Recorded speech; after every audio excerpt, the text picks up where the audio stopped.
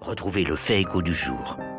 Le fait écho du jour, bien sûr, la conférence de presse du président Hollande. À vos yeux, il a bien clarifié sa politique. Oui, et il l'a pas mal défendu, et c'est assez nouveau. Il a combattu les trois autres politiques possibles: sortir de l'euro, entendez le Front National, casser le modèle social, ce que propose la droite, fuir dans la dette, ce que proposent les frondeurs. Ça a été fait de façon assez combative, pas mal fait, d'autant qu'il a admis que son choix à lui, redresser la compétitivité en priorité, n'était pas facile.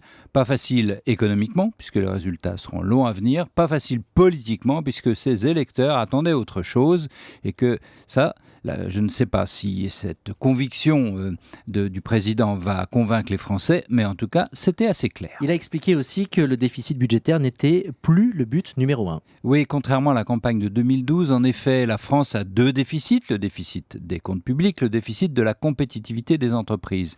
Avant les élections, le jugement à droite, mais aussi à gauche, était que le plus grave était le premier, la dette. Désormais, François Hollande a choisi clairement l'autre, la compétitivité, d'où son choix d'aider les entreprises, le fameux pacte de responsabilité.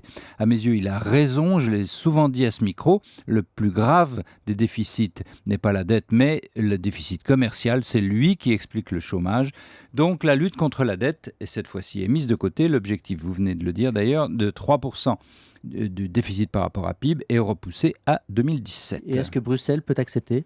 On verra, mais j'en viens au doute. François Hollande a dit et répété qu'il voulait être jugé sur ce qu'il aurait fait, sur les réformes qu'il a engagées. Je n'ai pas le choix, j'ai la bonne politique, j'accélère. La question est de savoir quelle réforme, quelle autre réforme peut-il faire pour sortir le pays de l'ornière? Quelle autre réforme qui ne coûte rien? Bruxelles et les Allemands, à mon avis, vont une nouvelle fois accepter les nouveaux délais demandés par la France, mais à condition que la France fasse vraiment cette fois-ci des réformes de l'État, de la santé, du marché du travail. La seule chose annoncée était le numérique à l'école, mais je me souviens que le premier plan des ordinateurs dans les classes remonte au septennat de Giscard d'Estaing, pas vraiment moderne. Oula, c'était le tout écho d'Éric Le Boucher. Merci Éric.